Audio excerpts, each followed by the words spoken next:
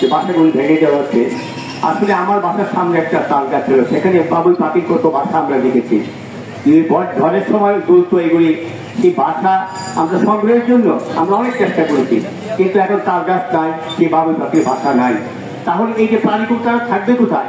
তাদের আবাসস্থল ধ্বংস করা হচ্ছে, মাছের চাষ হচ্ছে, অভয়ারণ্য নেই, আমরা যাবো কোথায়? আমরা আজকে মডেল আমি সকালে দেখছিলাম যে এটা খালে পরিণত হয়েছে, গাছপালা নেই, আবহাওয়ার বৈচিত্র্যটা নষ্ট হয়ে গেছে। জলবায়ু বলতে আমরা এখন কি বুঝি? 4 দিন 5 দিন বৃষ্টি নাই, হঠাৎ করে বৃষ্টি হলো 2-4-5 দিন থাকে, তো আবার গরম যায়, তাপপ্রবাহ বেড়ে যায়। এই অবস্থা থেকে পরিচয় পেতে হলে আমাদের সকল নাগরিককে সচেতন হতে হবে, আমাদের ঐক্যবদ্ধভাবে কাজ করতে হবে। আজকে একটু গলা মানবন্ধন, কালকে যে দ্বিতীয় বিষয়ে 2-1 কথা বললাম, এইভাবে হবে না। সরকার যদি এইভাবে সচেতন না হন, তাহলে আমরা কোনো কিছুই করতে পারবো না। সরকারের পৃষ্ঠপোষকতা চাই, আর আমাদের এখন হাওড়গুলিতেও শুনলাম যে পানি নাই। এই যে দুরবস্থা রক্ষা না করা হলে আমাদের প্রকৃতি একদম ধ্বংস হয়ে যাবে। তা আমি মনে করি আমরা যারা জনগণ আছি, আমরা সবাইকে নিয়ে আমরা সেই কাজটা করতে চাই। সবাইকে ধন্যবাদ।